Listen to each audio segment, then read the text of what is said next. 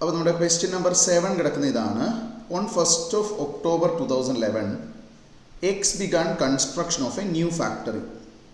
Okay, ഇനി അതിൻ്റെ cost ഇങ്ങനെയാണ് പറയുന്നത്. ഇൻ തൗസൻഡ്സ് ആണ് കൊടുത്തേക്കുന്നത്. ലാൻഡ് 10,000 അത് പർച്ചേസ് ചെയ്യാൻ വേണ്ടി വന്ന കോസ്റ്റ്. അതിൻ്റെ ഡിസ്മാൻഡ്ലിങ് എക്സിസ്റ്റിംഗ് സ്ട്രക്ചറിന് ഒരു 500 വന്നു. ഒരു മെറ്റീരിയൽ കൺസ്ട്രക്ഷൻ ഉപയോഗിച്ചേക്കുന്ന 6,000 വന്നിട്ടുണ്ട്. എംപ്ലോയ്മെൻറ്റ് കോസ്റ്റ് 1,800 വന്നിട്ടുണ്ട്. Production overhead relating to construction 1,200 വന്നിട്ടുണ്ട്. അലോക്കേറ്റഡ് ജനറൽ ഓവർഹെഡ് 600 ഉണ്ട്. ആർക്കിടെക്റ്റിൻ്റെ ഫീ 400 ഉണ്ട്. Cost of relocating the staff 300 ഉണ്ട്. Cost relating to formal opening inauguration 200 ഉണ്ട്. Interest on loan to partly finance factory construction 1,200 ഉണ്ട്. Plant and machinery purchased for use in the factory 6,000 ഉണ്ട്. ഇത്രയുമാണ് നമ്മളോട് തന്നിരിക്കുന്ന cost ഉള്ളത്. ഓക്കെ, ഇനി നമ്മളോട് പറയുന്നു factory took 8 months to construct. Okay, construction മൊത്തം ഫാക്ടറിക്ക് 8 months ടൈം എടുത്തിട്ടുണ്ട്. 30th June ആയപ്പം കൺസ്ട്രക്ഷൻ തീർന്നു എന്നാണ് പറയുന്നത്. ഓക്കെ, പക്ഷേ എംപ്ലോയ്മെൻറ്റ് കോസ്റ്റ് നമുക്ക് കിടക്കുന്നത് 9 months ആണ്. സോ അപ്പോൾ അതിൽ ഈ എംപ്ലോയ്മെൻറ്റ് കോസ്റ്റ് അപ്പോൾ കിടക്കുന്നതിൽ ഇൻറ്റു 8/9 മാത്രമേ ക്യാപിറ്റലൈസ് ചെയ്യാൻ പറ്റുള്ളൂ. കൺസ്ട്രക്ഷൻ പീരീഡിലെ കോസ്റ്റ് മാത്രമേ അസറ്റിനെ റെഡി ഫോർ യൂസ് ആക്കാൻ വേണ്ടി ആവശ്യമുള്ളൂ. ഇനി നമ്മളുടെ പ്രൊഡക്ഷൻ ഓവർഹെഡിൻ്റെ എമൗണ്ട് അവർ പറഞ്ഞിരിക്കുന്നത് ദാറ്റ് ഈസ് ഫോർ 8 months എന്ന് പറയുന്നുണ്ട്. They include abnormal loss of 2 lakh caused by the need to rectify damage caused by gas leak. അവിടെ ഒരു അബ്നോർമൽ ലോസിൻ്റെ കഥ പറയുന്നുണ്ട്. ഈ പറയുന്ന സംഭവത്തിനകത്തൊരു അബ്നോർമൽ ലോസ് ഉണ്ട് എന്നുള്ളതാണ് അടുത്ത ഇൻഫർമേഷൻ തന്നിരിക്കുന്നത്. There is an abnormal loss. Okay ആണോ? നമുക്ക് അവിടെ ഒരു അബ്നോർമൽ ലോസിൻ്റെ ആംഗിളും അവർ എക്സ്ട്രാ പറയുന്നുണ്ട്. ഓക്കെ അല്ലേ? അപ്പോൾ നമുക്ക് ഇതുവരെ ഉള്ളതിനകത്ത് എന്തൊക്കെ സാധനങ്ങളുണ്ട്? നമുക്കിപ്പം ഓൾറെഡി പ്രൊഡക്ഷൻ ഓവർഹെഡിനകത്ത് എത്രയാണ് 200 അബ്നോർമൽ വേസ്റ്റേജ് ഉണ്ടെന്നാണ് പറയുന്നത്. ഈ 1,200-ൽ നിന്ന് 200 അബ്നോർമൽ വേസ്റ്റേജും ഉണ്ടെന്നാണ് ക്വസ്റ്റ്യൻ പറയുന്നത്. ഇനി ബിൽഡിംഗ് എന്ന് പറയുന്നത് നമ്മൾ നോക്കിയിട്ടുണ്ടെങ്കിൽ 120 lakhs ലോണ് ബിൽഡിംഗ് കൺസ്ട്രക്ഷന് വേണ്ടി എടുത്തിട്ടുണ്ട്. ഇത് ക്വാളിഫയിങ് അസറ്റിൻ്റെ ഡെഫിനിഷൻ മീറ്റ് ചെയ്യുന്നതാണ്. 10% ഇൻട്രസ്റ്റ് എന്നാണ് പറയുക. സോ 120 lakhs എന്ന് പറഞ്ഞാൽ എത്രയാണ്? 120 lakhs in thousands ആണ് 12,000 ഇൻറ്റു 10% ഇൻട്രസ്റ്റ് റേറ്റ് ഇൻറ്റു എത്രയാണ്? 8 മാസമാണ് കൺസ്ട്രക്ഷൻ പീരീഡ്. ആ കൺസ്ട്രക്ഷൻ പീരീഡിലെ ഇൻട്രസ്റ്റ് മാത്രമേ ക്യാപിറ്റലൈസ് ചെയ്യാനായിട്ട് പറ്റുള്ളൂ. അപ്പോൾ 12,000 ഇൻറ്റു 10% ഇൻറ്റു 8/12 എത്ര വരും? നമുക്ക് എത്രയാണ്? 800,000 ഇൻട്രസ്റ്റ് നമുക്ക് ഇൻകർ ചെയ്തതിൽ നിന്ന് നമുക്ക് ക്യാപിറ്റലൈസ് ചെയ്യാൻ പറ്റുന്ന എമൗണ്ട് 800 ഉള്ളൂ. Determine the cost of asset to be included in balance sheet upon initial recognition giving reasons for inclusion or exclusion of the cost. അപ്പോൾ ഓരോന്നും ഇൻക്ലൂഷൻ എക്സ്ക്ലൂഷൻ എത്രയാണ് കോസ്റ്റ് വരേണ്ടത്, എത്ര ക്യാപിറ്റലൈസ് ചെയ്യാമെന്നുള്ളതാണ് ചോദ്യം. ഓക്കെ, നിങ്ങൾ ചെയ്തിട്ടില്ലാത്തവർ ജസ്റ്റ് ഒന്ന് ക്വസ്റ്റ്യൻ ഫുള്ളി നോക്കുക. എന്നിട്ട് നമുക്ക് ഏതൊക്കെയാണ് ക്യാപിറ്റലൈസ് ചെയ്യാൻ പറ്റുന്നത് അല്ല എന്നുള്ളത് നമുക്കൊന്ന് നോക്കാം. ഓക്കെ, അപ്പോൾ നമുക്ക് ചെയ്താലോ? അപ്പോൾ നമുക്ക് ഇവിടെ എന്തൊക്കെ കോസ്റ്റാണ് ക്യാപിറ്റലൈസ് ചെയ്യേണ്ടതെന്ന് ചോദിച്ചാൽ നമുക്ക് ഒരു സ്റ്റേറ്റ്മെൻറ്റ് വരയ്ക്കാം. Statement showing computation of cost of asset and treatment of expenditures. Okay ആണോ? കോസ്റ്റ് കണ്ടുപിടിക്കുന്നതും ഓരോ എക്സ്പെൻസിൻ്റെ ട്രീറ്റ്മെൻറ്റും പറയുന്ന സ്റ്റേറ്റ്മെൻ്റ് ആണ് നമ്മൾ പ്രിപ്പയർ ചെയ്യാൻ വേണ്ടി പോവുക. So will be having A particulars column, then will be having rupees in thousands, figures rupees in thousands ആണ്. Then reason അല്ലെങ്കിൽ റിമാർക്സ് കോളം അല്ലെങ്കിൽ ട്രീറ്റ്മെൻറ്റ് കോളം നമ്മൾ ഒന്ന് എഴുതുക. ഓക്കെ, ഇങ്ങനെ 3 കോളമാണ് നമുക്കിവിടെ ഉണ്ടാവുക. ഓക്കെ, അപ്പോൾ ഇതിൽ ഓരോ ഐറ്റം എടുക്കുന്നു. Particulars that will be somewhat bigger column, ട്രീറ്റ്മെൻറ്റും അത്യാവശ്യം വലിപ്പമുള്ളൊരു കോളം ഞാൻ എഴുതുവാണ്. എക്സ്പ്ലനേഷൻ എഴുതണ്ട, കോളമാണത്. ഓക്കെ അല്ലേ? സെക്കൻഡ്.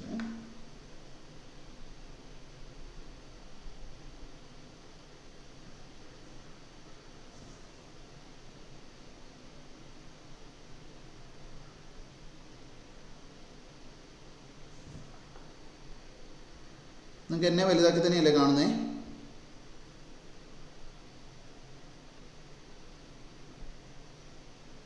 എന്നെ ഫുൾ സ്ക്രീനിൽ വലുതാക്കി തന്നെയല്ലേ കാണുന്നേ?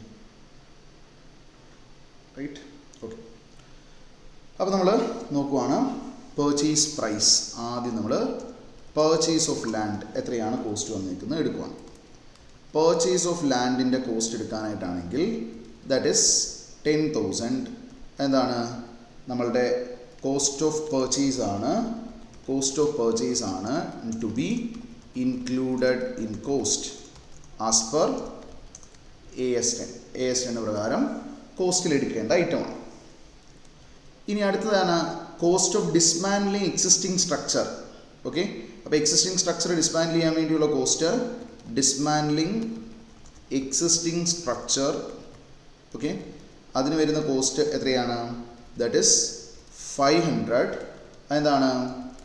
It is the site preparation cost which is directly attributable nature, okay, and included in the cost.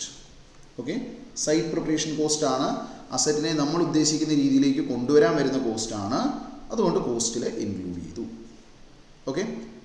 ഇനി നമുക്കുള്ള അടുത്ത കോസ്റ്റ് എടുത്താൽ purchase of purchase of material 6,000 ഉണ്ട്. So purchase of materials, okay, 6,000. okay, purchase of material 6,000 നമ്മൾ നോക്കിയാൽ it is cost for construction material for നമ്മുടെ അസറ്റിൽ എന്തായിരുന്നു നമ്മൾ ന്യൂ ഫാക്ടറി ആണ് പറഞ്ഞിരിക്കുന്നത്. So cost for construction material for factory.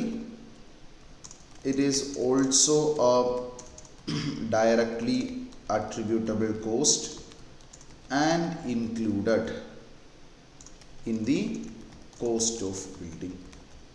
Okay. ഇനി അടുത്തത് നമ്മൾ നോക്കുവാണെങ്കിൽ നമുക്ക് എംപ്ലോയ്മെൻറ്റ് കോസ്റ്റ് ഉണ്ട്. എംപ്ലോയ്മെൻറ്റ് കോസ്റ്റ് നമ്മൾ എടുത്താൽ out of the total employment cost only the cost incurred during construction period can be included in the cost of building. That is 1,800 നമുക്ക് ഇവിടെ ഉണ്ട്.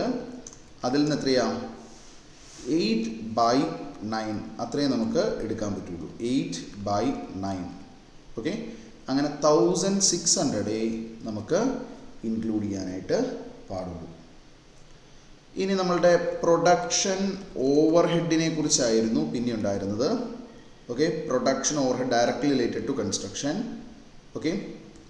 AS10 specifically requires to exclude any abnormal wastage from the cost of PPE. Thus, abnormal loss of 200 to be shown as expense.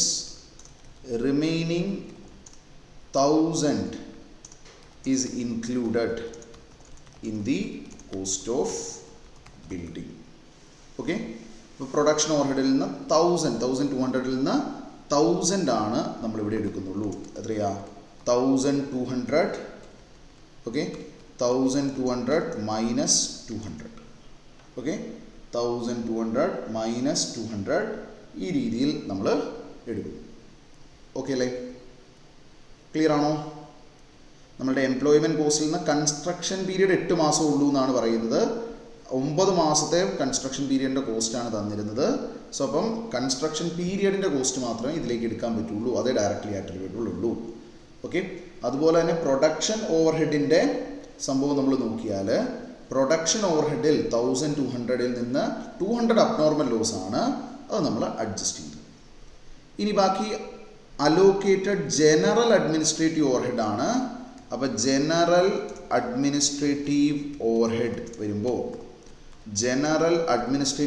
വരുമ്പോൾ AS10 specifically excludes such costs and to be recognized as expense. എത്രയാണ് allocated amount 600 ആണ്. അത് കോസ്റ്റിലേക്ക് എടുക്കാൻ പറ്റില്ല. So നമ്മൾ എമൗണ്ടിൻ്റെ അവിടെ നില്ലെടുത്തു. നമ്മൾ cost എടുക്കാൻ പറ്റുന്ന എമൗണ്ട് മാത്രമാണ് എമൗണ്ട് കോളത്തിൽ എഴുതുന്നത്. ഇനി അടുത്തത് നോക്കിയേ, ആർക്കിടെക്ട് ആൻഡ് കൺസൾട്ടൻറ്റ് ഫീ 400 ഉണ്ട്. ആർക്കിടെക്ട് ആൻഡ് കൺസൾട്ടൻറ്റ് ഫീ എത്രയാണ്? 400 അവിടെയുണ്ട്. സോ ആർക്കിടെക്ട് ആൻഡ് കൺസൾട്ടൻറ്റ് ഫീ 400 ഇതെന്താണ്? Okay, professional fees directly attributable to the asset ആണ് and thus included in the cost. Okay, ഇനി അടുത്തത് എന്തായിരുന്നു? കോസ്റ്റ് ഓഫ് റീലൊക്കേറ്റിംഗ് സ്റ്റാഫ് ആണ്. Cost of relocating staff okay specifically excluded cost ആണ്. Specifically excluded cost as per AS10 ആണ്. അതാണ് to be recognised as expense. Okay, to be recognised as expense. Okay, എത്രയായിരുന്നു അതിൻ്റെ amount? 300.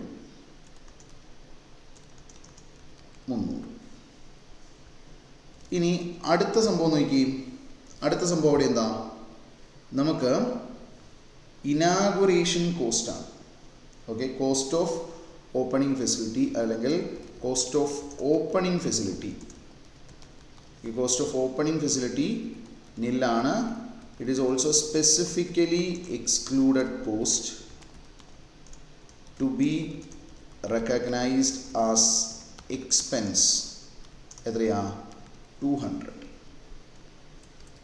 ഇനി അടുത്തത് interest on loan ആണ് പറയുന്നത്. Okay, interest on loan. Interest on loan മൊത്തം ഇൻകർ ചെയ്തേക്കുന്ന അവർ പറയുന്നു എത്രയാ? 1200 ആണ്. പക്ഷേ ഇൻട്രസ്റ്റ് ഓൺ ലോൺ 1200 മൊത്തം എടുക്കാവോന്ന് ചോദിച്ചാൽ AS16 allows to capitalize borrowing cost during construction period only. Construction period of 8 months only. Thus, interest to be capitalized is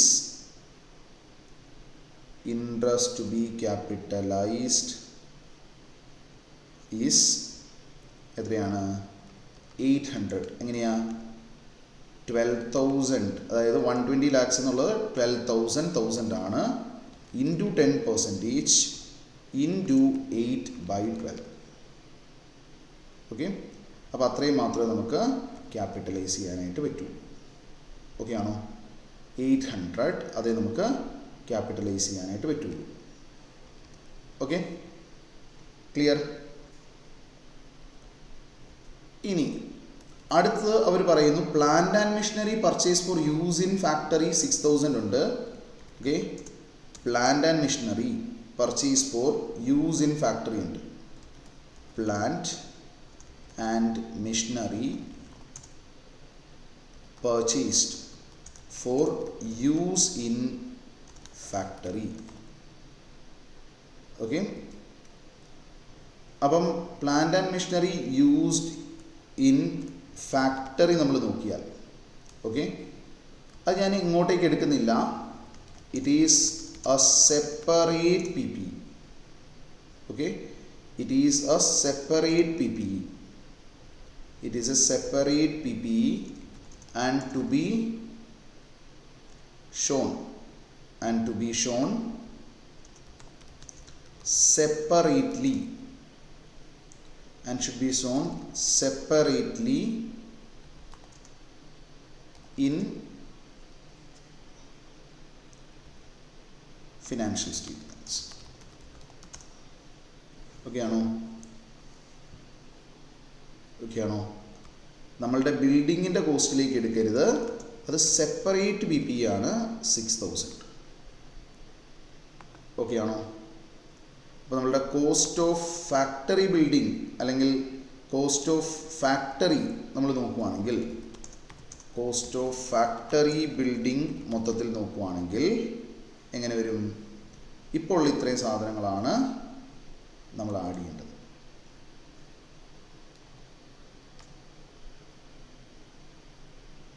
okay, clear ആണോ? അപ്പോൾ എല്ലാം കൂടി എത്ര വരും? കോസ്റ്റ് ഓഫ് ഫാക്ടറി ബിൽഡിംഗ് നമുക്ക് എത്ര വരും? It will be 10,000 plus 500 plus 6,000 plus 1,600 plus 1,000 plus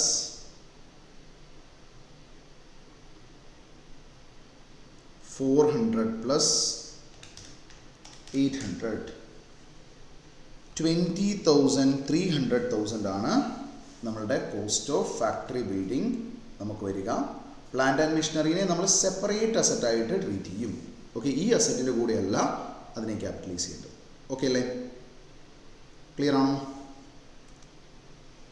clear ആണോ?